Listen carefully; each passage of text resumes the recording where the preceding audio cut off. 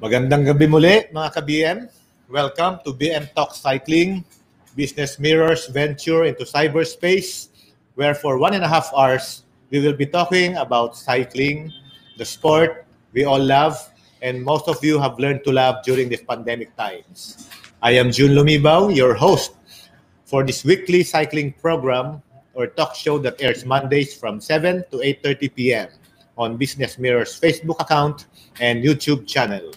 With me to cycle up your Monday evenings is Commissar 3, Sunshine Vallejos, the first Filipina female road commissar in the Philippines. So, Com3, come in.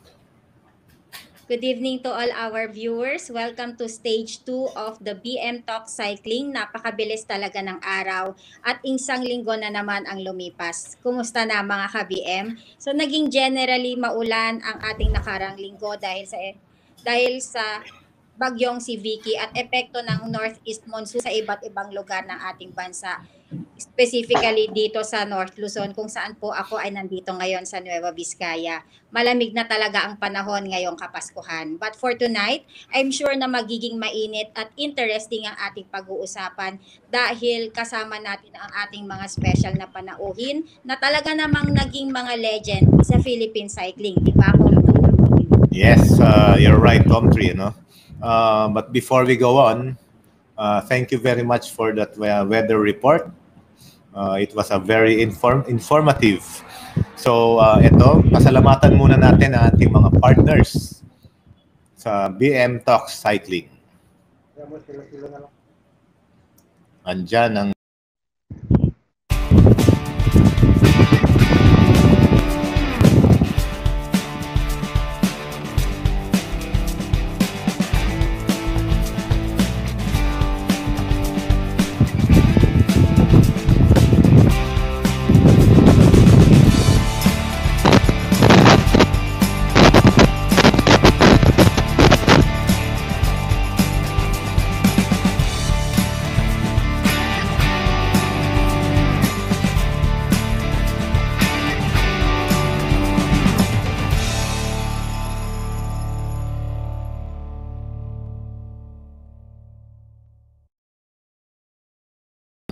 yun, ang ating mga partners.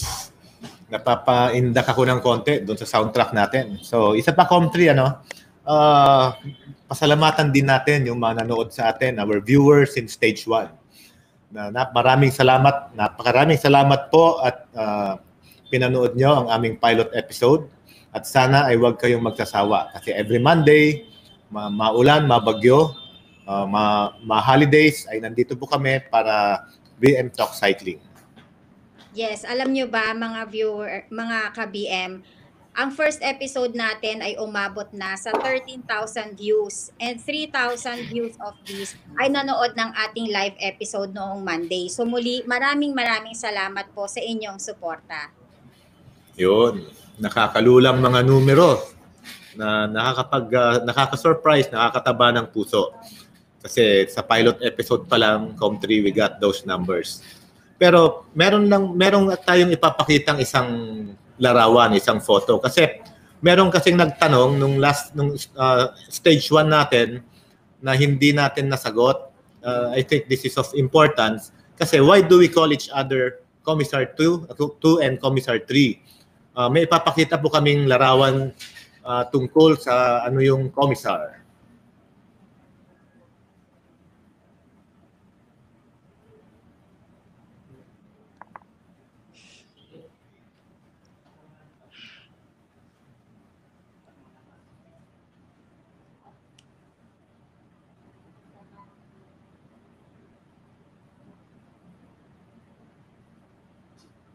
Com3, mukhang ako yata yan.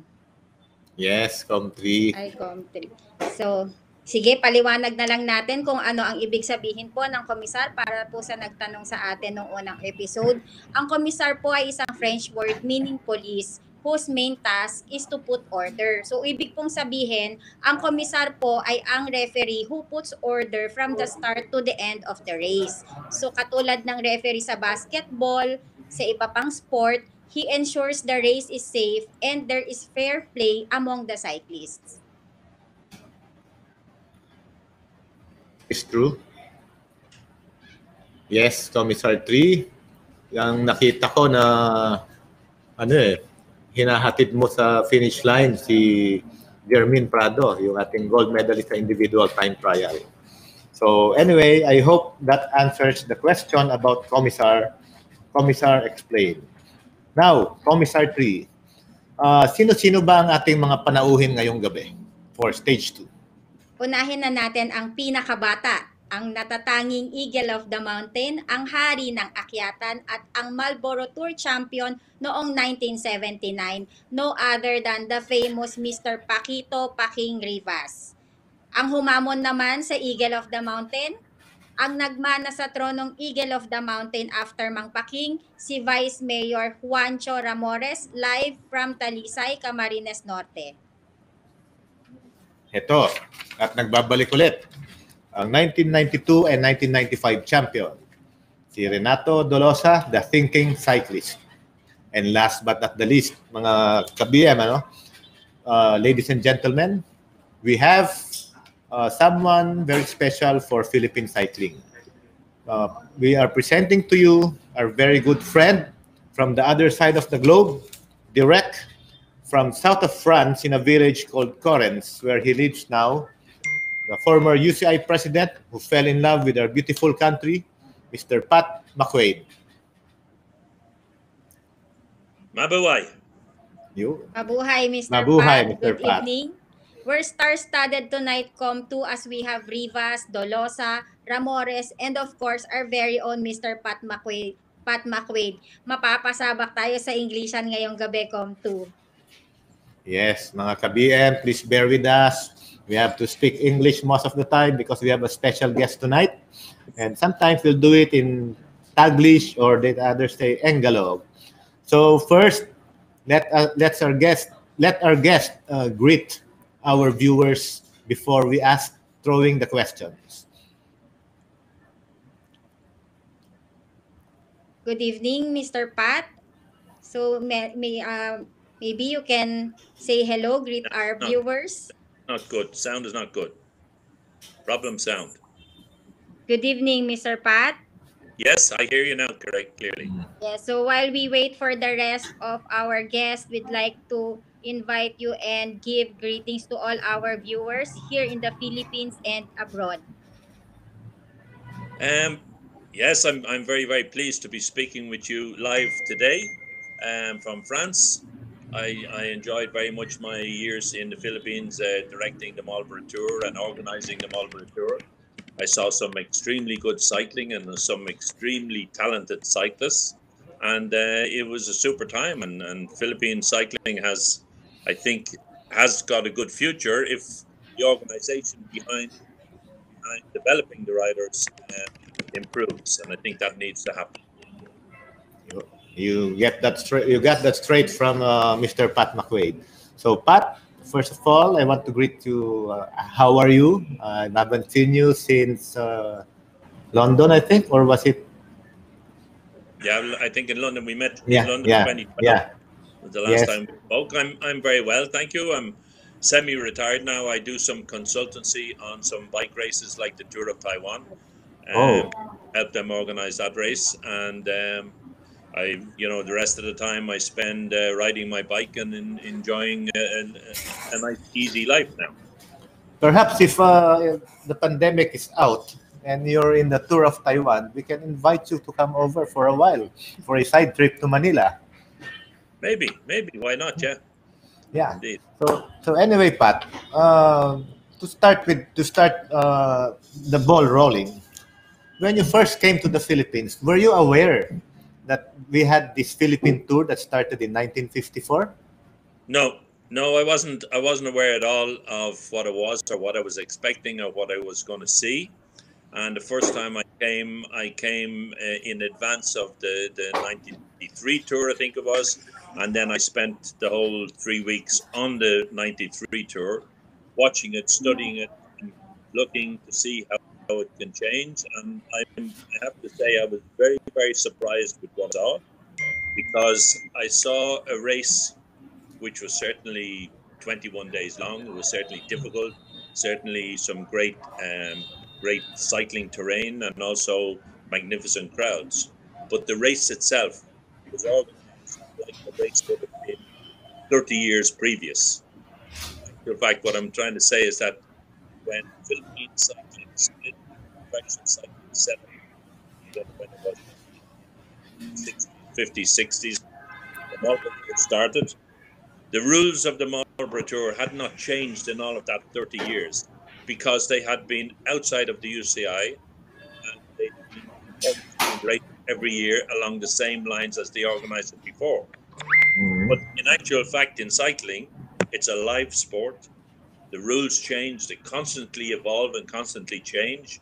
And there were things, for instance, in the Marlboro Tour, like every team car had a commissaire in the team car, and the commissaire wasn't allowed to speak to the riders. I mean, that wouldn't be acceptable nowadays. If riders have problems, there were times when riders had problems with equipment, and the team car wasn't allowed to give them equipment, wasn't allowed to give them a new bike. Things like this, simple rules which have evolved in the international sport of cycling, but which didn't evolve in the Philippines. So the first thing we had to do as outside consultants was to change the rules, bring it more in line with world cycling today, and also we had to try to political side get the organization within the UCI. That's first year we spent quite a bit of time doing that, and thankfully it worked. It took some time for a lot of the officials to understand what we were trying to do. But once they understood and once they saw that the race runs better with different rules, then I think they were all very pleased. Yes, Pat. I guess you can blame that because before cycling was had its amateur side and it had the professional side on the other. Uh, the Marlboro Tour and the other Philippine tours were strictly professional at that time. It was Yeah. during the when cycling opened up for amateurs and professionals like all other sports when regulations had, when federation regulations had to be followed. So can you tell me what was your most memorable experience when you were starting out and when you finished the tour in 1998? What couldn't you really forget? There are many memorable experiences, and there's not any one that stands out. First of all, there are some officials that I worked with which were passionate, absolutely passionate about cycling. Some of them are no longer with us. Yes. Pepe, for instance, now who was always by our side every day and working with us, and when we were doing the recce's in advance, in the months in advance of the race, and he's passed away now. But people like him, I will never forget. But from a cycling point of view, I think some of the battles and some of the riders that I saw battling on the climb of Baguio, for instance, or up into Banawi and places like this, on the really long, hard climbs, people like Espirito and people like that were really talented cyclists. And had they been given opportunities to travel and take part in races abroad, they could have had a very successful future. So it really was the probably, for me, to be honest with you, the thing that really does stand out were the numbers of people on the roadside. And I know from being on the Tour de France, I know driving through the crowds on the Tour de France when you will, and the police will say, today we had 1 million people on the roadside. And I know there were days on the Marlboro Tour that I saw equally the same number of people on the roadside, over 1 million people on one stage. So I mean that's something that I will never forget. And a lot of them listening to the race on the radio, on the transistors. And I would be in front of the leading brake, because the race director is always the front car in front of the leading riders. And I would would know from having the window down as I passed by the people on the roadside. They would know who was coming at them in the break. They would be able to mention the names of the riders that were coming. Hear the names being mentioned. So they were listening on the radio, listening to the race live, and then watching it go by as they stood on the roadside. Things like this were absolutely very impressive.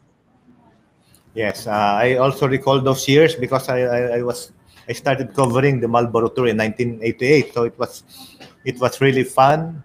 The fan base in the provinces was so big for the riders, especially when the race passes through the province where the rider was born.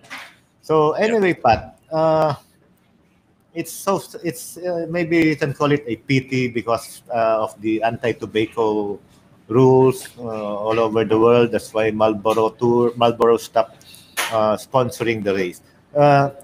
You mentioned the Spiritu. So Spiritu, of course, is Victor Spiritu, if you remember him. Yeah, I do indeed. Yeah. Yeah. What did you see in Victor Spiritu that was worth mentioning?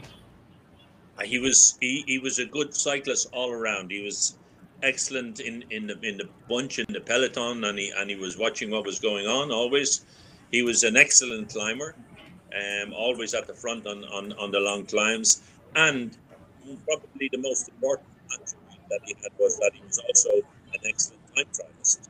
So when it came to need to have a good time trial in order to win the race overall, he had all the abilities you need in a cyclist to be able to win overall. And so, he was young and extremely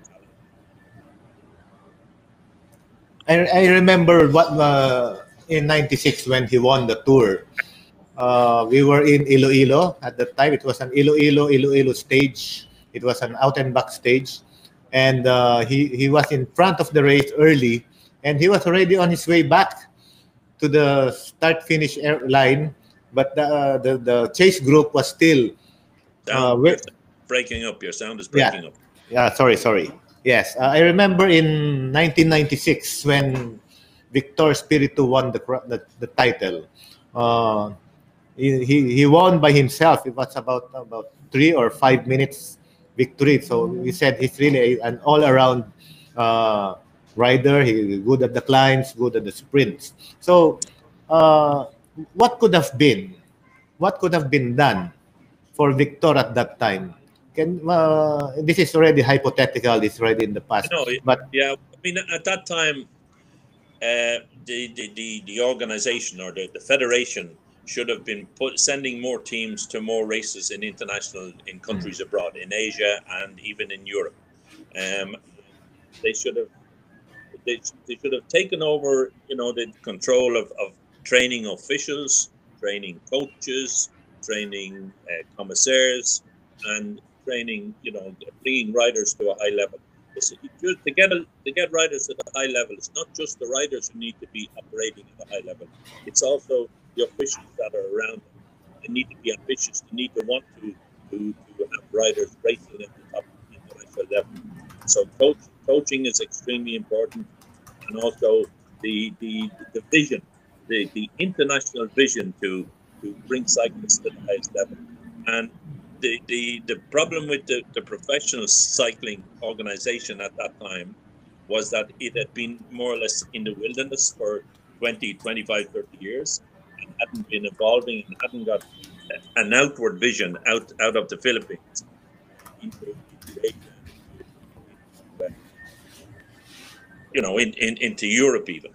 And so I think it needed to form that thing, to get these riders and bring them into races abroad. A bit like what's happening at the moment. It's Victor Rodriguez has a team that goes out to races, the 7-Eleven team that goes to races outside of the Philippines and tries to ride international races. And I think you need to look at getting into the international races, getting UCI points, and first of all on the Asia Tour to be among the leaders of the Asia Tour, UCI Asia Tour, and then after that into the World Tour. So it's really a long process to get someone on a high level elite type of rider. It is a long process, but it's possible, and it can be done in a couple of years. Because you look, for instance, at Africa at the moment.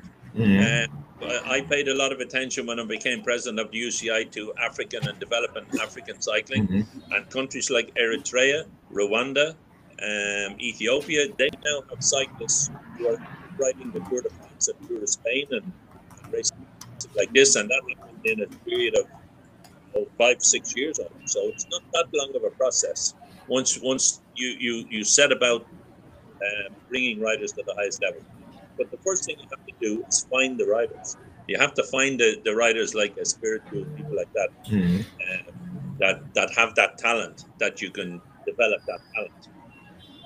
Okay, so what works in the past still works up to now, right, Pat? What do you say? The program. What works in the past still works up to now. Yeah, definitely. The same program. Does the UCI still maintain its juniors program? It still has a juniors program, and the UCI has the World Cycling Center, which is in Switzerland. In Asia. And they, if there's a very talented rider in the federation, they can send him. The federation could send that rider to the UCI World Cycling Center for a period of time, and they will develop the rider for him, for the federation. Yeah, you remember, of course, Wong Campo of Hong Kong. Yeah, Wong Campo. Yeah. I believe he was part of the UCI Juniors program before he became the Wong Campo himself, no? Yeah, he was indeed, and he became a very good rider, and from a small nation, and he was an extremely good rider at world level. That includes also the Malaysian track. You broke up there. You also know, of course, Malaysian Joshua Ng. No, I didn't hear the question again. Do you? Sorry. Sound is not. Sorry, Pat. 1, 2, 3, 4, 5. 1, 2, 3, 4, 5. Now it's working. Yeah. Okay. In Malaysia, they also have a world-class rider, the Joshua Ang. You remember him? Who? Joshua Nang, I think. Yeah. That's right. Yeah. Another. Yeah. He also went through the UCI Juniors program. He did indeed. Yeah. But also, when you look at those riders like Joshua and Wong Campo, another aspect to their development was they rode the track as well. They had a velodrome, and they rode in the development regularly, and that would be another thing which would be probably necessary in Philippine cycling. It would be that a good velodrome would be developed. I know there is one out near Antipolo, I think it is, where the federation is based. But I think that velodrome is well outdated now, and in Philippine cycling could get modern velodrome. That also would help to develop cycling. Yes, we still have that 400-meter concrete open-air velodrome in Quezon City in Amoranto, and it was last used in 2005 for the Southeast Asian Games. We held about 5 or 6 events for track in 2005, but after that, 400 meters already in the 400-meter tracks are no longer allowed in regional championships. It's already now the 250-meter. 250, yeah. But I mean, if the Philippines could get one 250-meter track, it would make a big difference, because if you look at a lot of the roaders that are riding, a lot of the cyclists that have made it to the highest level at elite level have come from the track.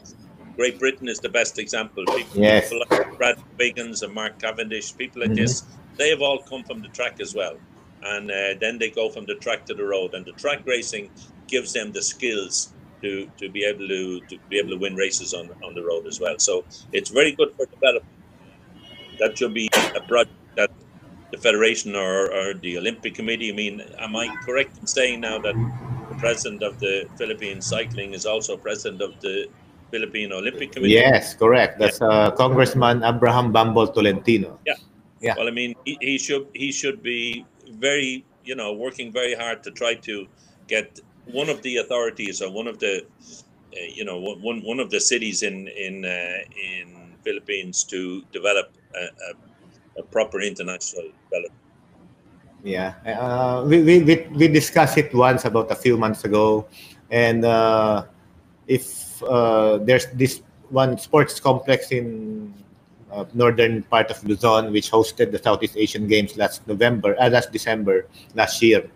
So I Yeah. think they're interested in building a 250 indoor velodrome over there. Yes. That would be a big help to development cycling Now, overall. but before I introduce you to a good friend of yours, ca- what type of rider wins the Tour de France, the Giro, or the Vuelta? Is it the climber? Of course, the sprinter is we know how they Yeah, do it. So, what kind of rider wins the Grand Tours? it's an all-rounder really. It's not a sprinter, but yet he needs to be able to stay in the peloton when the sprints are on, so that he doesn't lose time in the final couple of kilometers. Mhm. But he needs to be a very good climber and a very good time trialist. Those are the two most important things: climbing and time trialing. Because a lot of riders can get good results on the hills, on the mountains, but then when they come to a time trial, they lose 2 or 3 minutes. And we saw even this year's Tour de France, a rider who normally would be very good in the time trial, Roglic, was Yes. beating a younger rider who rode a better time trial, basically.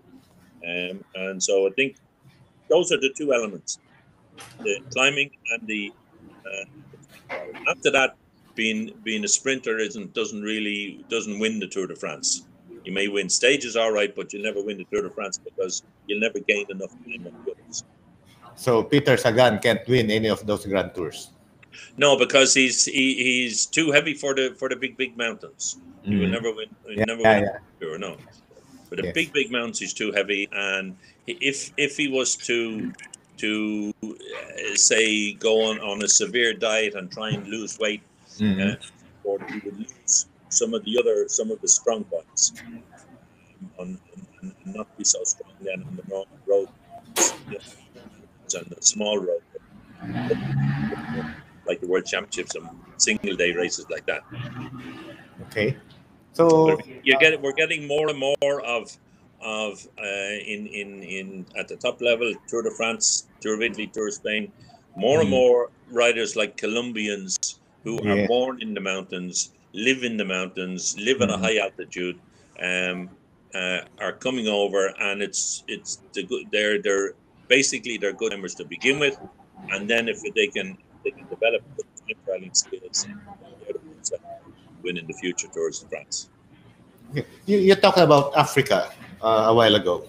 I Yeah. noticed riders from Eritrea are getting noticed year in and year out. What program do they have over there in Eritrea? Well, first of all, Eritrea is a country that was at one time ruled by Italy, and Mm-hmm. there is a culture of cycling in Eritrea that has come from the time from the time that the Italians were there.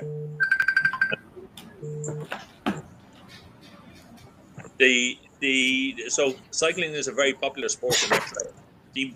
It's the most popular sport there is. And when you take that and the fact that they live at altitude, I think Eritrea is a high altitude country, similar to Ethiopia.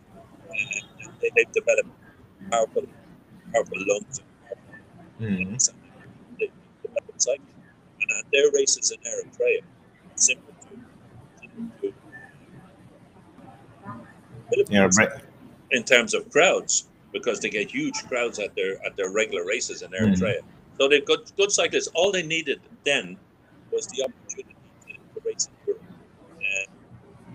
That's difficult for them because it's difficult for Eritreans to travel outside of their own country. They need visas all the time wherever they go and so forth, because many Eritreans are involved as immigrants, and it's a big problem in Europe at the moment. Immigrants Yeah. coming in from Africa and so forth. So for Eritreans, it's difficult, but they need visas and they need the opportunity to race in Europe. And once they get to Europe, and race, then they get results. And they, as you said, they're riding the Tour de France and everything now. Mm-hmm. So, And also there's a team. In fairness as well, there was a South African team was developed, and some South African individuals got together and formed a team and had big ambitions for that team to go to the world level, to go to the highest level. And they gave those Eritreans an opportunity to race with them, in an African team, riding the races all over Europe. So that helped a lot as well. Okay. You talked about altitude. So what's the least altitude that should be ideal to develop a strong rider? Because here in the Philippines, the highest plateau is about, I mean, of course, in Baguio, you've been there. It's just about 5,000 to 5,500 feet above sea level. But in Colombia, they go 10,000 feet above sea level. Yeah. Well, I mean, anything over 3,000 meters, which is about 6,000 feet, is a good level to be living at. And people who live at that level have developed already, a very strong lungs and strong physical attributes. So I mean, it's that, and you don't have to live there all the time. But even for training camps, a lot of the European professionals, they go to the Canary Islands here in Europe for a training camp, because it's at a high level. It's at 2,000 meters, and they train at 2,000 meters, and then they come down to sea level to race, and they get the benefit of it. So for the Colombians, they're a bit special, because they have lived all their life at that level. And they come down to Europe, and they race in Europe, and they're getting the benefit of coming from altitude. It's the same with athletics, for instance. If you look at athletics, the top athletes in the world, the Kenyans and people like that, they're athletes who live all the time at a high level, and then they come and race at the lower level and win. So I think anything above 2,000 meters, or 3,000, 4,000 feet is a good level to train. Okay. About let's go to diet. The Asian diet and the European or American diet. Does that make any? Is it significant to developing a strong rider? Because Asian diet. I don't think any particular diet makes any difference. Once you have a balanced diet, and people eat. I mean, the Philippines is pretty good, I think, but you spread your meal over the three meals. In Europe, people have a very small breakfast, they have a very small lunch, and they have a big dinner. Or else they have a small breakfast, they have a big lunch, and a small dinner. But in the Philippines, it's much the same. Breakfast, lunch, and dinner is much the same. So it's balanced. And once you're getting the nutrients from the food, you eat a lot of fish in the Philippines, which is very good. But once you're getting the nutrients in the food from what you need, then the Philippine diet is no way inferior to any other diet. Okay. So before we go on, Pat, let's allow some time to acknowledge our sponsors, our partners in this BM Talk Cycling. When we come back, I will introduce you to one of your good friends here in the Philippines when you were doing the Marlboro Tour. Okay. So, just a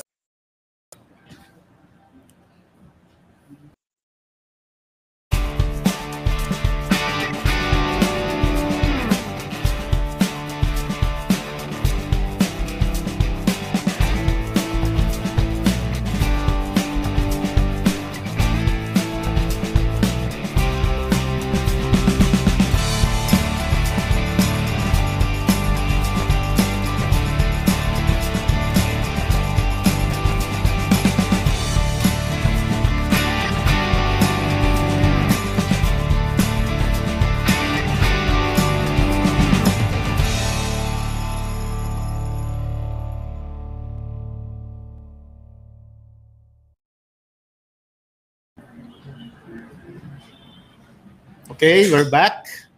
Pat, I was I like to play a game first for you. Do you know this former advertising executive of Philip Morris Say, International? He was he was the marketing manager for the Philippines. He was with Philip Morris for 16 years. He was with the Marlboro Tour program, and he was the spearhead of the Marlboro Tour. Gerry Who? Aquino. Yeah, correct. We have him in the house. I remember him well. Yeah. Gerry, Hey, there you hello, are. Pat. How you doing, Gerry? You well? It's good to see you. It's been 22 years It's very good to since see we you were too. together. You're looking I did younger. try. Yeah. Sound is not very good. Wait, hang on a second. Yeah. That's better, I think. Here we go. How's that? That's better. I can hear you now. Yeah. Yeah. Okay. Very good. I was saying it's been 22 years since we were last together. And I was actually in the UK, I think 4 years ago. Tried seeking you out, but unfortunately, the numbers that we had when we were working together, Yeah. I suppose over the years they've changed. They So have have indeed. the addresses. So anyway, good seeing you, Pat. Yeah. Good seeing you too. Yeah. You're looking very well. They were Yes. great years that we had together. Oh yes. Very, very memorable years. Very memorable. Yeah, indeed. Yeah. Yeah. Yeah. Yeah. Yeah. So guys, memorable again. Which stop did you enjoy Sound the is not. most? Sound is Which gone. stop? Which Go ahead. stop? Yeah, yeah. Can you hear me now? I can hear you now. Yeah. Yeah. Okay. Pat and Gerry, which stop or which finish did you enjoy the most when we had the Marlboro Tour? We have, of course, Baguio. You have Vegan. You have Cebu. You have Oh, you mean Iloilo, for Banawe. individual stages? Yes. I particularly enjoyed Lawag, Mhm. our stages in Lawag. Not because my family hails from the region, and I'm Ilocano as well. I don't go to the north much, even during those years. But um, for some reason, Lawag had that kind of old world mystique about it, and Laid back. I really enjoyed having stages end in Lawag. But of course, some of our hairiest experiences during the tour years happened just north of that. So Yeah.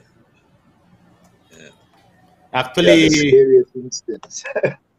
no. Actually, many or most of the members of the tour entourage love to have a rest day in Lawag because we all know what reason.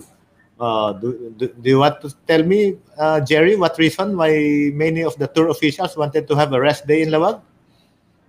Well, they love the beaches, Mm-hmm. according to them. Mm-hmm. They love the food Yes. um, up north, and it's very relaxing because it's a Mm-hmm. very quiet city, uh, but you have everything there. Mm-hmm. And well, as far as you guys in the sports media were concerned, you also liked it because Lawag had a golf course at that time. Mm-hmm. Yeah. I used to Fort take you Ilocanda. guys out on the course during the rest day. Mm-hmm. And then the other guys, no, I mean, someone just texted me now, sent me a message, and he said, in Lawag, you have this area called Barangay Uno or Barrio Uno. Do you remember that, Gerry? Yeah, I do. Pat, do you remember that? That was 22 years ago, but Yeah, and 22 years ago, I remember that, and that's why I never stayed. You know, I would, me and my group, we would book ourselves not in the city proper, but we would book in Curimao, just yeah, outside of Lawag, yeah, along the beach. along the beach. Yeah, there's a resort over there. I remember we went night swimming with my colleagues before in Corimao. So how about vegan? Pat, how about vegan? Do you remember vegan? I remember Vegan, yeah, because I remember it was an historic town, and there were a lot of when we wandered around the town after the stage, there were a lot of antique shops and things like this. It was a very different sort of a town than the rest of the Philippine towns. But for me, I think one of the most enjoyable finishes I always found was Banawi. Banawi, yes. When we went up, it wasn't a severe climb like Baguio. It wasn't quite as long or as hard, or it wasn't the Baguio climb was a big main road all the way up to Baguio, big wide road. But the Banawi one is twisting and turning, going through the tea leaves and the tea plantations, and I always found that a very beautiful stage. And the whole countryside around Banawi is beautiful as well. Okay.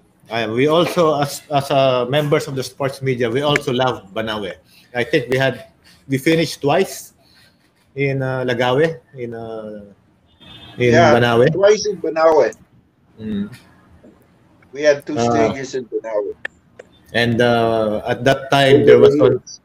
there was only one hotel in Banawe, right? What? Yeah, Yeah. So we were the all Banawe Hotel, Banawe Hotel. Yes. Banawe Lodge. That There that were was the smaller inns around the area. yeah the small inns and the huts, the Igorot huts. Yeah, But we didn't dare sleep in those huts because of the cold weather.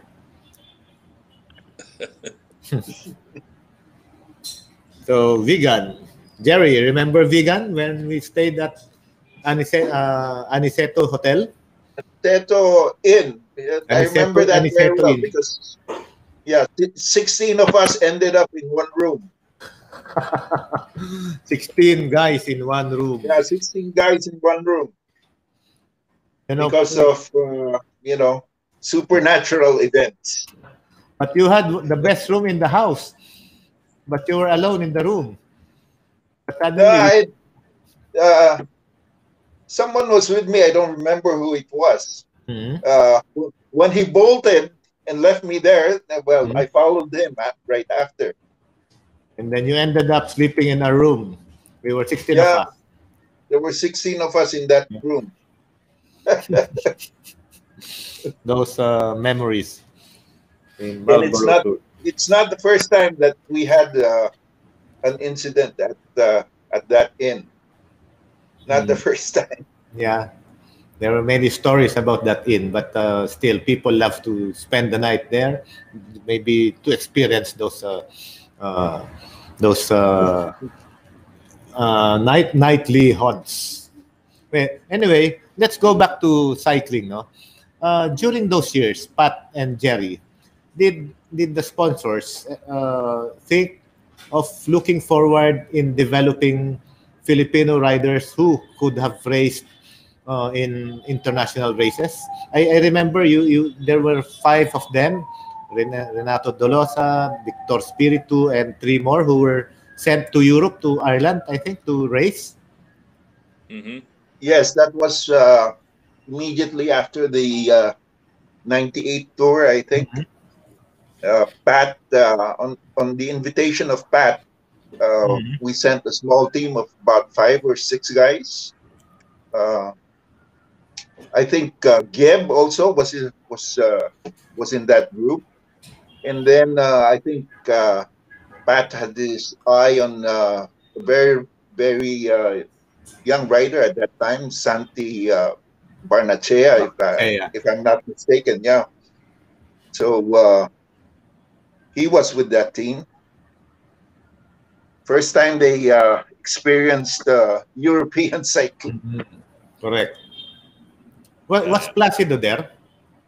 Placido Valdez? No, I don't believe so. I Who don't should, believe so. so who should have been the other two guys over there? I don't recall anymore. Yeah, neither do I.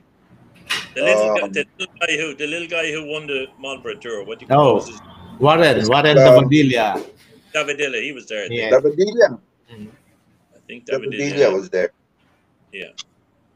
So what do you think about Warren Davadilla, Pat? He was one of the shortest riders to win the tour. I think it's about 4'10" or 5 feet flat. Small rider, but he had a big engine, you know, and he was, he rode a very good tour that year and won it very well. But I mean, the size isn't a factor in cycling. You can be small. People who are small, generally speaking, they're good climbers. That makes them a good climber because they've less weight to carry. But no, he was a good rider with good potential.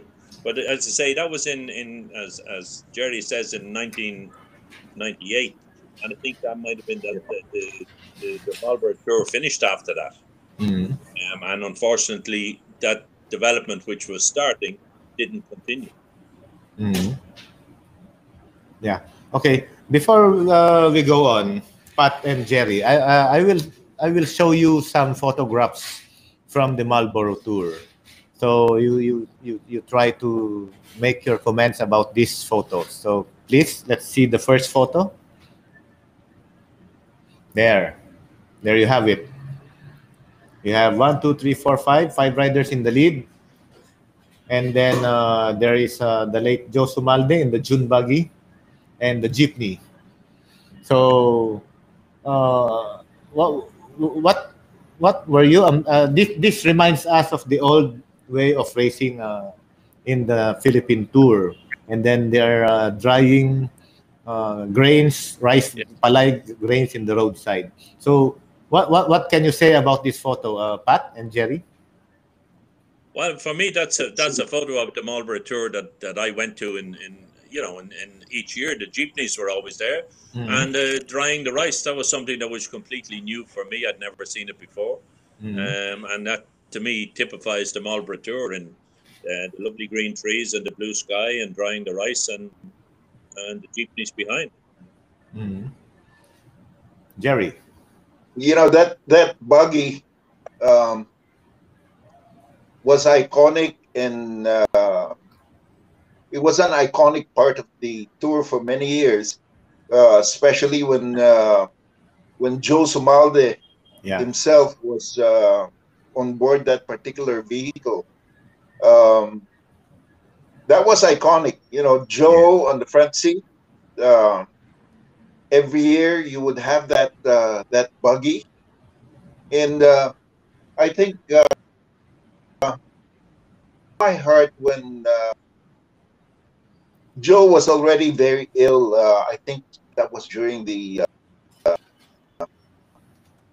98 tour, and he forced himself to nonetheless do a couple of steps. And we actually had to convince him to go back to Manila for further treatment.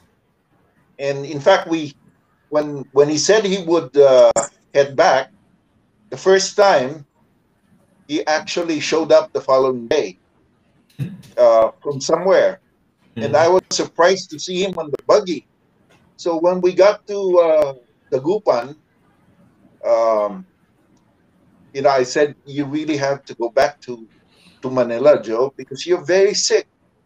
So just to make sure, you know, he headed back to Manila this time. We had motorcycle escorts, you know, posted along the road out of sight until he got to MacArthur Highway and then turned right instead of left. And then, you know, the following stages, you would see that buggy and Joe wouldn't be on it. It was sad for me because for many years, that was, you know, when I got involved with the tour in '83, That was one of the first images that imprinted in my mind. Correct. Yes. You know, working for the first time, Joe, as race director on that buggy year after year after year, and then all of a sudden, empty buggy, no Joe. Yeah. In fact, for 2 stages, I said the buggy goes on its usual position in the column, but no one rides on it. So for 2 stages, Oh. the buggy was empty, as a typical guy like Joe. So the buggy rode on empty within the column. Nag-i-echo. He passed away several months after that. Yes. I was with him, I think, 2 or 3 days before he passed away. Okay. Yes, you're right about that June buggy. When I started covering the tour, it was really iconic. It was one of the pictures of the Marlboro Tour. Now, we have another picture coming up. Please. There you are. Riders negotiating a rough road, a rough part side of the road with an armored personnel carrier on the left side and some military tanks on the right. It's typical. I think this is in Camarines Norte, bridging Camarines Sur. I think this is at Bitukang Manok. Do you think it is, Gerry?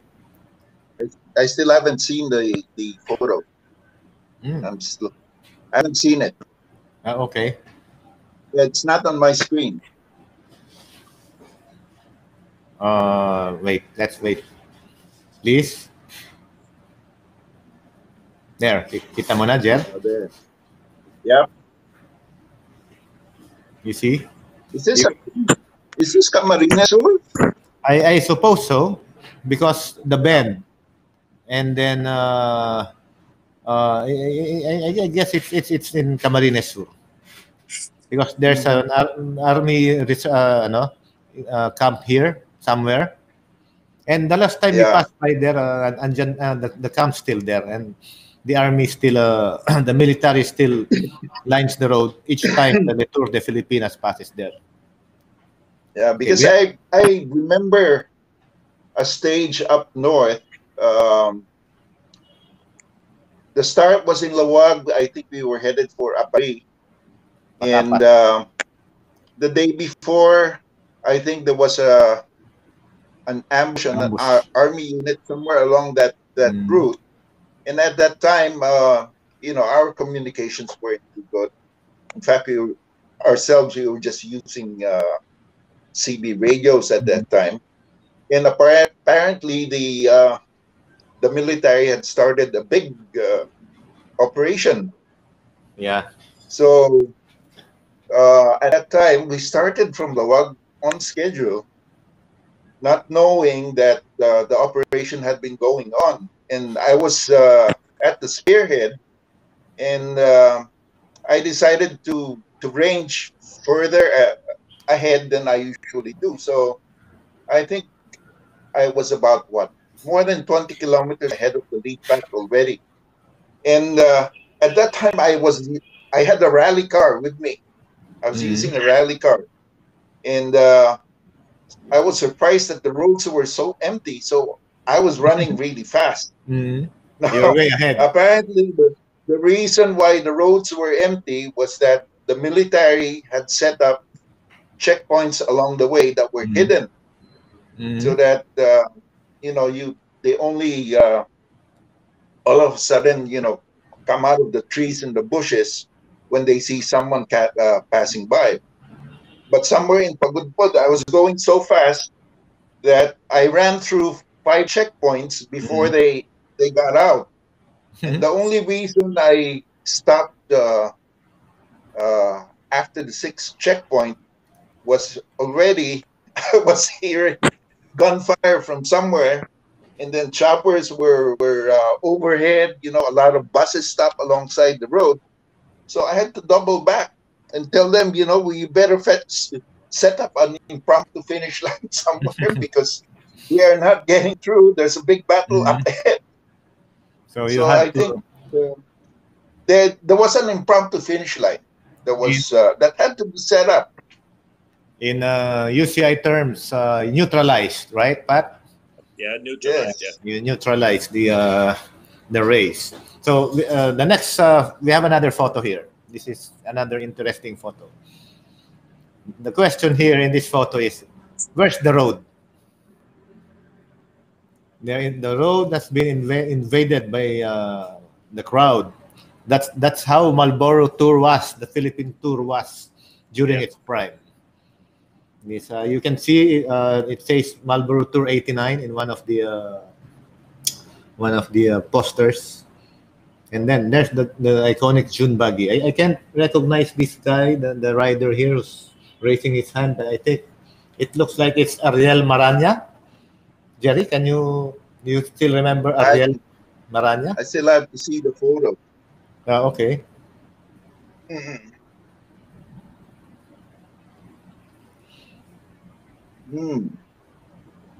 Wow. Yeah, seems like Maranya. Yeah, the trusted lieutenant of Carlo Geb. Yes. Yes, of Team Cagayan Valley before. You're breaking Yes, up. You're breaking up. Yeah, good. Yeah, okay. That's Maranya. No, I'm right. I still remember. I can still recognize the guy. So, Pat, look at the finish line. There are no barriers, or maybe there were barriers, but the people just the fans just jumped over them and made the finish line look so crowded. Yeah. At that time, we only had small A boards, about 3 feet tall, about 50 meters before the finish line. So right about where that last banner is that you see. So it wasn't up to regulation yet at that time. Yeah.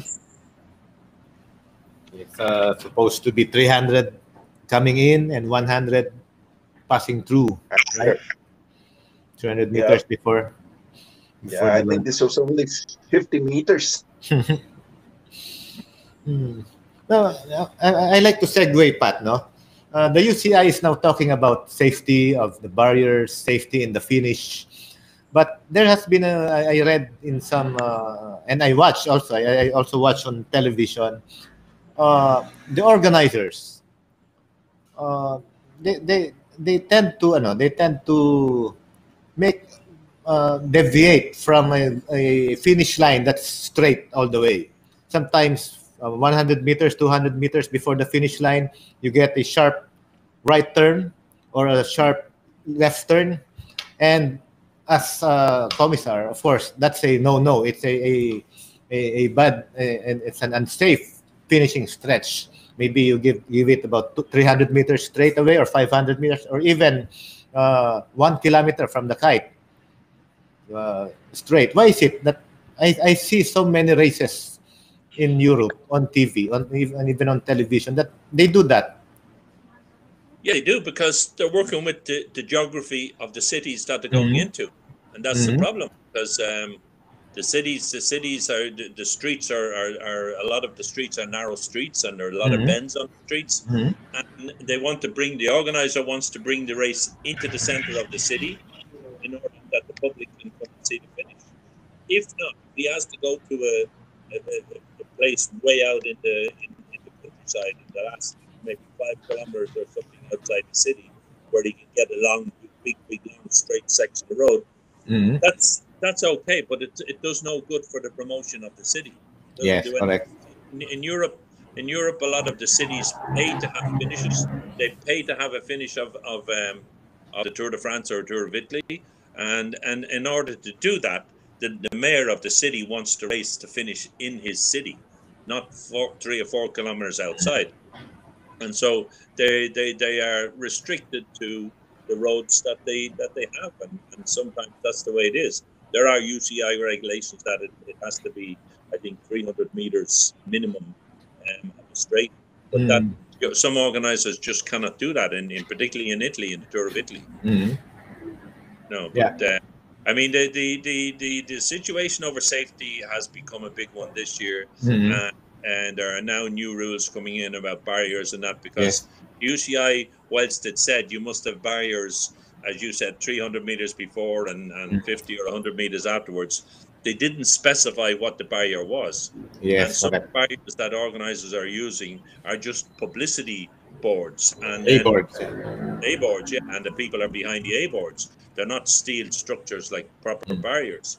And so I think that's what happened in a race at the beginning of this year, when a rider was seriously injured because they didn't have proper barriers. And now the UCI is making new rules or new standards for what barriers should actually be. Okay, so you're saying is that it's a balance between the sponsors, the finishing city or finishing town. Sound is gone again. The sound is gone. Yeah, what I was saying, it's a balance. You have to balance what the organizer wants, what the host city wants, what the sponsors want, with the regulations. So, but of course, if it's a UCI race, the UCI sends technical delegate, right, Pat? Yeah. And the organizer of a Grand Tour has obligations too, when he's organizing the race, when he's traveling around and organizing the race, to look for an area and to go through all the different areas and technical aspects, and to set up his finish in an area which he deems is safe to do so. And so sometimes some of these organizers don't pay enough attention to the safety aspect of the finish. They're just thinking of, yes, we can fit this in here, we can fit that unit there, we can fit all these different units in, no problem, in order to have the finish. But he's not thinking of the safety of the riders.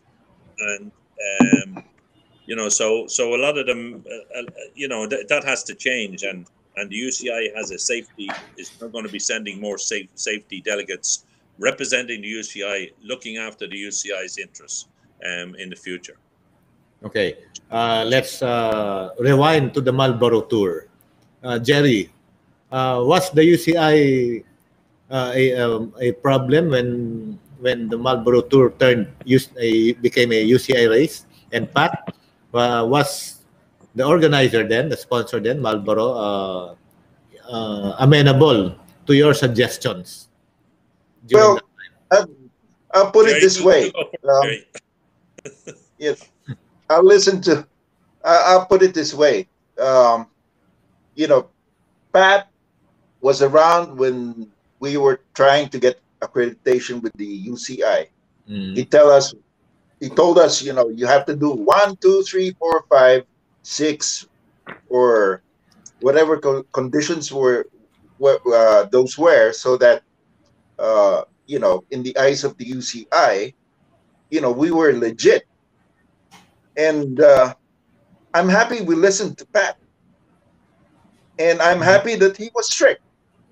He was strict. We would have discussions where, like for instance, 300 meters before, it used to be 50. So you're telling me now I have to increase the distance, by 500%, and then I need another 100 meters at the back. And you guys are running a tour like no other, and you're running it pretty much like the Grand Tours. That's why we were given that many stages when we got our accreditation, because of the history of that race. But you think about internationalization from many years ago, from years back, and you go step by step, and then all of a sudden you get honest to goodness help from people who really know how to get it done if you want the UCI to give you accreditation. Simple. Listen. Argue, yes, but if you have to do it, do it. So we paid a lot of attention to that, even during the preparations, because I used to take copious notes regarding all of this, even back in with my first tour in '83 with Joe and all that. Unfortunately, all those diaries got lost when I returned from Korea. The office could no longer locate them. But that those are 16 years worth of diaries. And when Pat got involved, one diary was not enough. I used to write a lot of notes, especially 97 and 98, the last two tours that we were involved in. And, when we were finally given that accreditation to internationalize back in 97, the first stage was, I think, in Cagayan de Oro. We started in Cagayan de Oro. Cagayan. That was, yes, the year that Juan Campo won. I didn't sleep for 3 nights because, the dream had come true. We were starting stage 1, tatlong araw, 3 days, I hadn't slept, I swear. And in fact, even someone wrote about it among the sports guys. He didn't sleep for 3 days. I swear I didn't sleep for 3 days. I couldn't, even if I tried. The dream came true. And thanks, Pat. We listened to you. Yeah, no, it wasn't that bad. No, you did listen, and we had to explain the UCI rules. We explained what it was, and it wasn't even me. It was more Mick Bennett who was our technical man, and Mick was fixated on his finishes. Mick was in charge of the starts and the finishes, and that was his responsibility. And he was fixated that it had to be corrected. He had his assistant Jason who was working with him. And between the two of them, when they arrived in a town, everybody, they gave the instructions. This goes here, this goes here, this goes here, and this is the way it's got to be. And yes, you did. Yes, you did listen, and we never had a problem. We had always a good relationship, and it was always a good working relationship. We never fell out over anything. And as it turned out, the suggestions that we made.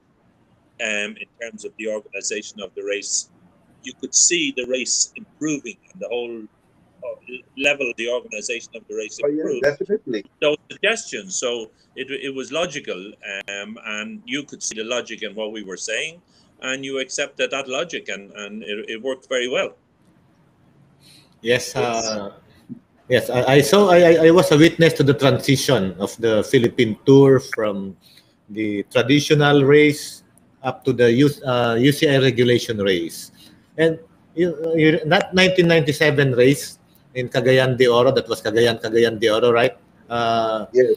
Gerry, I remember, I think it was Arnel Kirimit who won that stage, the opening stage. And his victory was very dramatic. Why?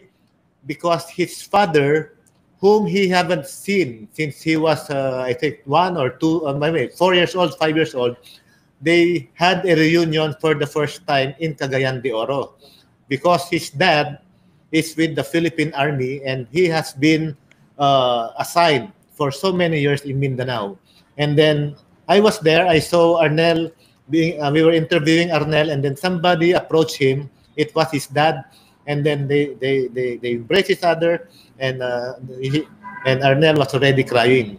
So I will not. It's one of those stages that I will always remember because of the drama brought about by the reunion between father and son. And also, Arnel Kirimit, but maybe you remember Kirimit also? One of those younger... I remember Gerry. Yeah. I used to tease Gerry with this. Yeah. Yeah, I remember that. we were in, I think we were in Japan, Yokoichi, for the Asian Championships in 2004, and you did that to Kirimit's helmet. If it wasn't in Yokoichi for the 2004 Asian Championships, I think it was in 2005 in Kuala Lumpur. I just can't recall anymore. Yeah. But it was in those years, yes. He had great ability, very strong rider, but he just went and used his legs. He never used his head at all.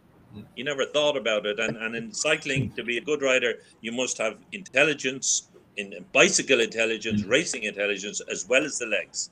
But he just had the legs, and like that stage he won in Kaga and the Oro, he won it because he was the strongest rider on the day. Yes. Yeah. He was really surprisingly strong for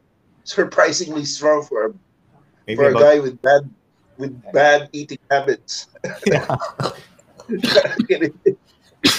Terrible. He was about 18 years old or 19 years old at that time. He was young, yeah. He was very young. Yeah. Okay. Before we go on, Paquito Rivas and Renato Dolosa and Juancho Ramores are experiencing technical problems, so they weren't able to join us.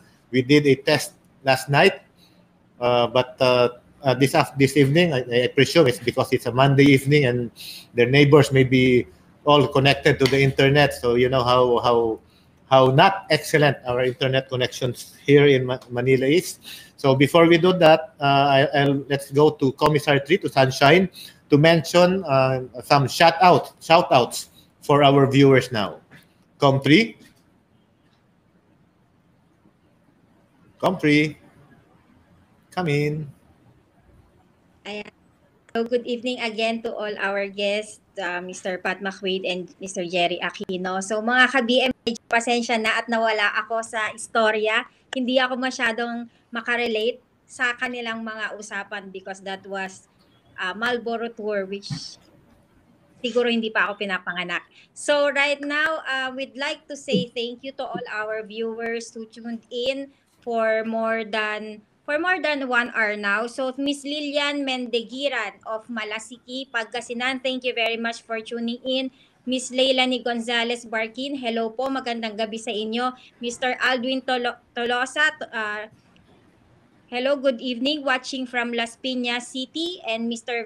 Brix Villaruel from Malate, Manila, good evening, thank you for watching. And hello to Miss Anires Yagupakam from Cabanatuan, Nueva Ecija. Oh. Marami pong nanonood din sa atin. Good evening, Vice Juancho Pahabol. Ramores. Humabol po. Tapusin lang natin ito. Thank you all the way from Uzbekistan, Miss Sari Osorio. I was there 2019 for the Asian Road Cycling Championship, and that was a homey country, a good one. We had a good race there. And hello to Mr. Pat McQuaid. Good evening from Commissar Renato Del Mundo. I hope you still remember him.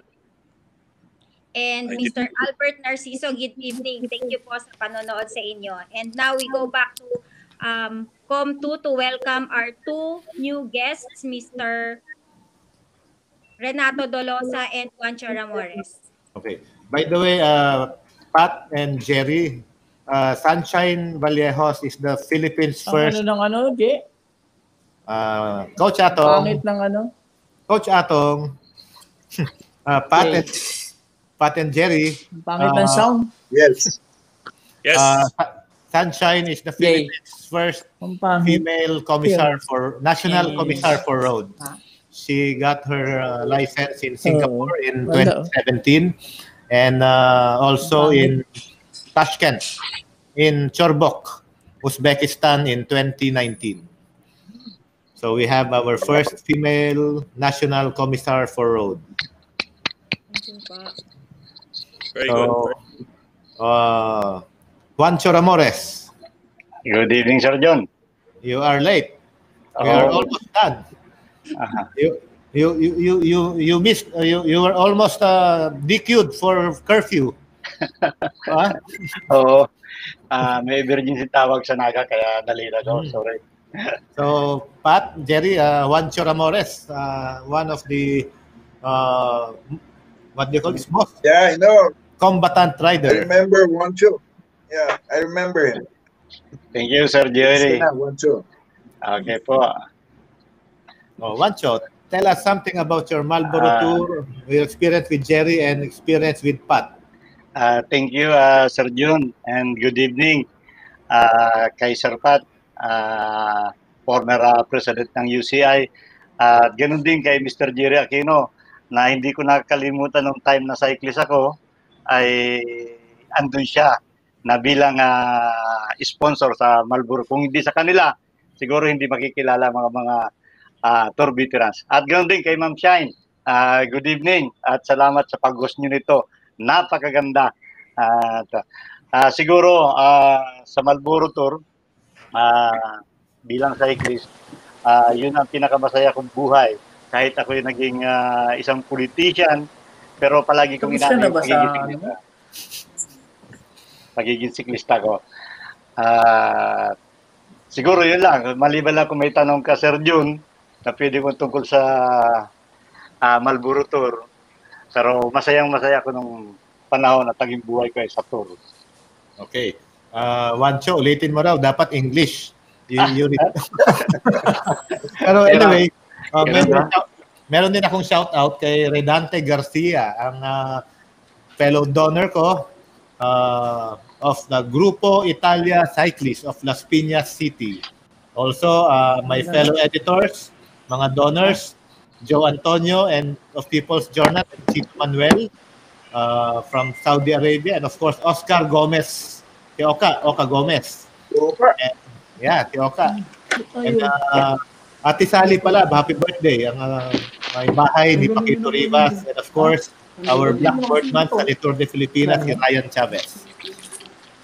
Oh, Mr. Gorio Bilen, thank you very much too. Ang ating Philippine Cycling History most popular Facebook page about cycling, Gorio Bilen. So, yes? I think Mr. Pat McQuaid needs to leave, but before we say goodbye to our dear president, there's a question from Gorio Belen for Mr. Pat McQuaid. Will you run again for UCI presidency? No, I don't think so. No, I spent 8 years as president and also 8 years on the board of UCI before that, and that's long enough. I leave it to the younger people to do it now. But I do have to go now, so I have to say goodbye to all my friends, to Gerry, to June, to Lorenzo, and to yourself. I hope you have a very good career as a commissaire. Maybe I'll see you at a race someday. And I've really enjoyed talking to all of my friends in the Philippines and thinking of the Marlboro Tour days. They were wonderful days and wonderful people. And I fell in love with that country when I was there, and I'm still in love with the country. Time, but hopefully we'll meet again. Thank you. Yes. Thank you. Thank you, Pat. Yes, visit us, Pat.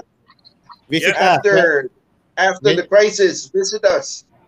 I will indeed. When you're in Taiwan, give me a call or give me a messenger text me, and then I will make some arrangements for you to come over. Okay, will do. Okay. Thank you, Pat. Good night. Good day. Good morning. Good Bye-bye. afternoon. Good afternoon. Yeah, good afternoon. Oh, Tagalog na tayo. Hindi na tayo mahirapang mag-English. Pwede na. Pwede na. So, si Rene. Coach Atong, you're back. Naku, Rene. napakadaming gadget na ginamit. Rene, meet Gerry. Kumusta, Rene? Yeah. Sir, good evening po. Sir Gerry, good evening. Puti na buhok mo. Ako, itim pa. Diyan talaga po pa yan eh. Lahi po namin yan eh, naputiin yung buhok. Kumusta na, Rene? Ito po, okay Kumusta pa na, Coach? Okay naman po ang buhay. At yun nga lang, medyo nawawala sa buhay ng cycling. Kung kailan nagkaedad, saka nagtatrabaho. Kailang yan. Basta may trabaho. Yeah, okay. Totoo lang bang po? Si Gerry, si Renato Dolosa yung pinakamalaking premyong natanggap sa history ng Marlboro Tour, right? Siya yung ano, Kotse. siya ang unang tumanggap na ang premyo Na kotse tsaka cash. ito, Yeah, may correct. kotse pa. Yes. Di ba? Yeah, correct. Buhay pa ba yung kotse?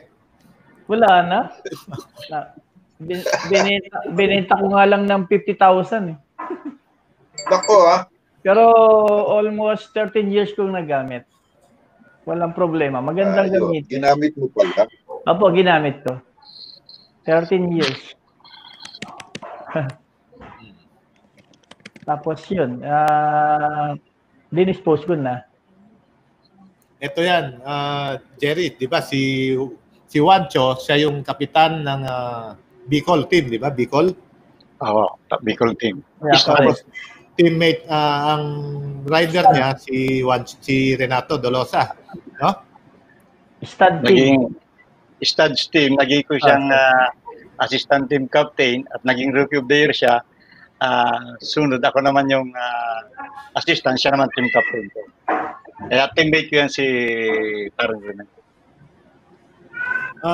Vice, Juancho, ikwento mo nga sa akin anong taon ng Marlboro Tour yon, yung sinusundan ka namin. Tapos sinagasaan mo yung kalabaw.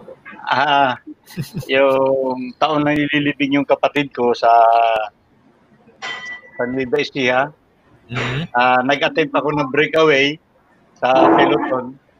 Paglampas ko, bumangga ako sa kalabaw kasi natakot yung kalabaw tumawid sa kalsada. Papuntang Baguio. Kaya, pero na-survive ko yun hanggang matapos yung karera. Oh, kitang-kita namin yun. Kami sumusunod kay Juancho noon eh. Talagang nag-somersault over the Kalabaw. Pero anyway, 8:30 na po mga ka-BM, ano? Kaya lang hindi pa natin tatapusin ng programa kasi may mga tanong pa ho sa mga viewers natin. Naging busy ako dito sa pagkikipag-Englishan kay McQuaid, kaya hindi ko nakita yung mga tanong. So si Comtree, ano mga tanong natin sa kanila? Meron ba?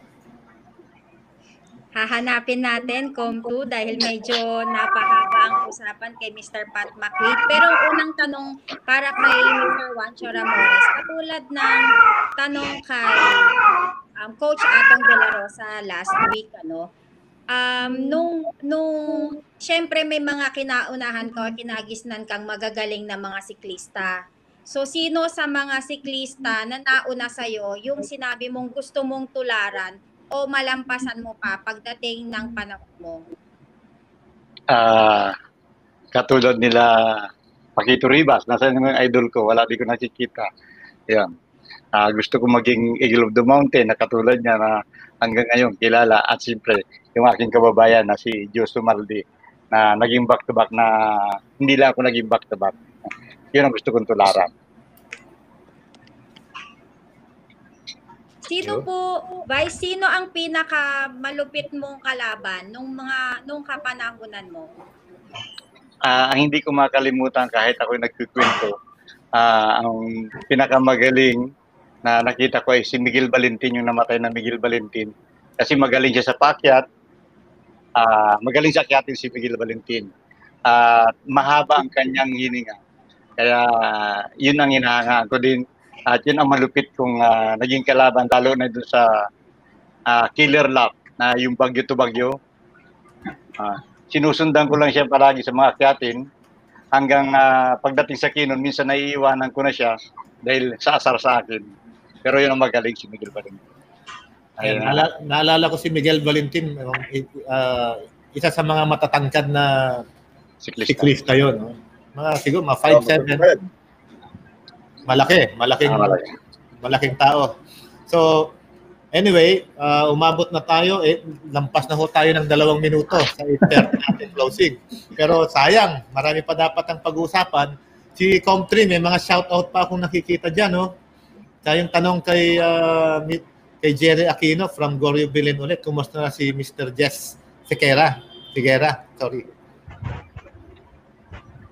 Matagal nang pumanaw si Mr. Sigera. Yes. passed away, what, more than 30 years ago. Yes, yes. Meron po akong last na katanungan para kay Mr. Gerry Aquino bilang isa sa man of the, ang tinawag nga nilang man of Marlboro Tour o ang race organizer o mukha ng organizing committee ng Marlboro Tour noon. Isa rin po kasi ako sa organizer ng UCI race dito sa Pilipinas. Ano po, sa mga kasama ko po ngayon na naggagawa ng mga, gumagawa o nag-oorganisa ng mga international races, ano po yung maaari nyong ibigay or ibigay na advice sa amin para mas mapaganda namin yung mga karera in terms of yung yung terrain na pipiliin, yung paggawa ng rota, at ganoon din po sa pakikipag-usap syempre sa mga LGU. Paano nyo po nagawang mahusay yung pagdating nyo sa finish line sa bawat stages na ginagawa nyo noong Marlboro Tour? Ang masasabi ko lang, no, although I will say it in somewhat general terms, one is be hands-on. Maski na ikaw yung, let's say, your head ng organizing committee, be hands-on. Yun ang mindset mo dapat, no? But it doesn't mean na pakikialaman mo lahat dahil hindi mo magagawa yon. So, which brings us to the second point. Learn how to delegate. And when you do, you delegate it to the right persons. Halimbawa, yung pang-survey ng mga ruta, hindi ko kaya gawin yun on my own. Maybe some routes, pero, you know, executive ako ng kumpanya. You know, I also have other responsibilities. So, you have to choose the right people. But when you do get involved deeply with a passion. Alam mo talaga yung nangyayari. So, number one, hands-on. And number two, learn how to delegate. And being hands-on, delegation is also part of it. You choose the right people. And then, I always stress a third point, which I learned the hard way. No? The first two tours ko, medyo mainitin ang ulo ko eh. So, especially yung mga finish lines during that time, talaga ang gugulo. You know, finish ka, nakikita mo yung arko ng finish line, pero all you see are people before you get there. So, anong gagawin ng siklista? Maglalakad sa finish line? Diba? You have to be patient.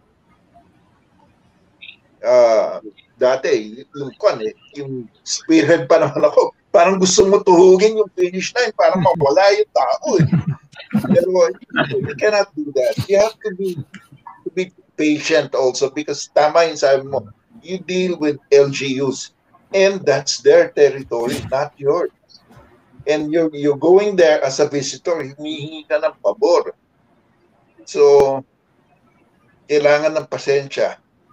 Kung minsan, you know, more than some people are capable of. Kaya sabi ko nga earlier, yun point number 2, pumili ka ng tamang taong makikipag-usap sa kanila. And you know, the person that was very good at that was si Paddy Padilla. Attorney Cornelio Padilla. Pati si Paquito Rivas, mahusay din mag-ano. Kung di niya kaya, silang dalawa ni Tommy Cruz, no? Tom Cruise. You know, yung sa, no? Remember yung, they were the guys that used to do the merchandising sa start and finish line. Yung mag-set up. Sila nag-set up ng start and finish. So, you know, kung may problema sa start and finish, sila una magkakaproblema. Because they're doing it a day ahead. Pero kanyan, sa akin yan yung ABC. Hands-on, to the extent that you can be hands-on. Part of it is being able to delegate and choose the right people. You know, you need enormous patience sometimes. Hindi pwede yung kwan. I learned the hard way. Hindi pwede So I hope it helped. I mean, I said it's got to be in general terms. In terms of you being a person who is organizing event, yung personality that you bring into it is important. Marami yan. I mean, dami mong kausap. And then you're responsible for a lot of money also. Hirap yun. Correct. So thank you, Sir Gerry, for your insight for the people like us who organize races now. Yun nga po, tama yung sinabi ni Sir Gerry na you have to have passion to do. Katulad ng pagiging siklista, hindi madali yung pag-organisa ng isang karera. So napakadaming elements yung involved, and yung pakikisama mo, number one, pakikipag-usap sa LGU, yung napaka-importante for them to welcome and give you a say, assist you in your needs as a race organizer to bring a safe race to their community. So maraming salamat, Sir Gerry, and ayan na nga po, ganun-ganun lamang at we have come to the end of our program again. Wag po kayo sa amin pong mga guests, wag po kayong malulumbay. Next week we'll try to have again our mga na-DQ kasi ang ating mga guest si Vice Ramores at Na-curfew. saka na-curfew sila. DQ tuloy kayo ngayon sa interview. So next week po, we'll try to have them again. Hopefully, they will come. Rumimate naman kayo para mauna kayo sa finish line. Coach Atong and Vice Mayor Juancho Ramores, alam namin nag-travel ka pa from Daet all the way to Naga o baliktad. Pasensya na.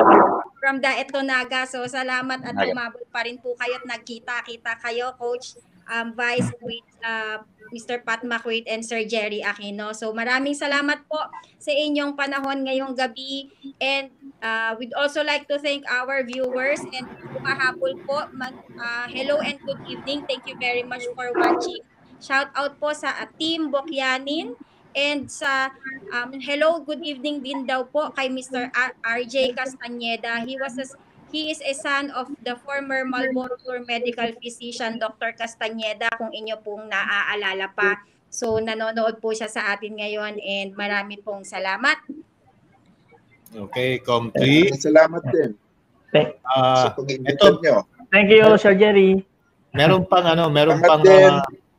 June.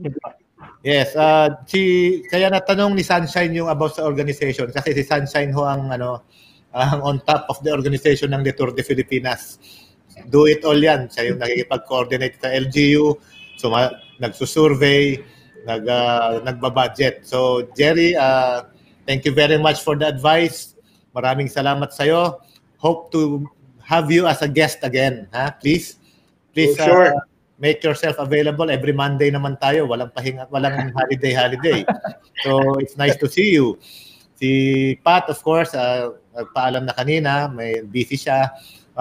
Rene, Coach Atong, and Juancho, Vice. Oh, na-curfew kayo. Na-curfew kayo. Traffic galing sa trabaho. Traffic na grabe. Ang cut-off natin, 15%.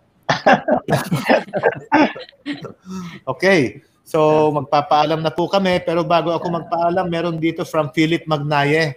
Ang sabi niya, it would be nice if you can bring Corinne Rivera sa show. Yes, Corinne Rivera is with Sunweb. She was here 2 years ago for a local promotional race. Pero Corinne has Filipino roots. Talagang true blue, full-blooded Filipino. But she was born and raised in the US. And of course, maybe one of these days we can invite her to the program. And we also have other Filipinos naman na hindi lang sa road, like the Kaluwag brothers. Danny, the former Asian Games champion and Olympian, and his brother CJ. And we have an up-and-coming BMX champion, si Patrick Koo. US-based din siya. And then we have another, a Filipino cyclist na si Paco Ochoa, who is in Portugal now and is a member of a continental team there. He was a former. He's into triathlon, but he tried out for a Portuguese continental team, and he's now part of that team in Portugal. So hindi lang, marami po tang mga Pilipino na nagbabike sa abroad, and sooner or later we will have them on the show. So Com3 again, mga ka-BM, it's another Monday night, overtime na kami. Yung 400 300 meters, Gerry, kanina naging 500 meters na dahil overtime na tayo. So isang magandang gabi sa inyong lahat. Until Monday again, 7 to 8:30. This is Com2 wishing you a happy Merry Christmas and a good night. So Com2 over and out. Merry Christmas. Merry Sa inyong Christmas lahat. po. Merry Christmas sa mga viewers, Oh, sa mga ano yan, sa mga cycling enthusiasts at sa mga supporter ng cycling. Salamat. Ayaw mo yan. Good evening. Com2, Com3, good night. Good night, Good night. everyone. Good Merry night, good Christmas night. po sa ating mga guests and Roger and out. Bye.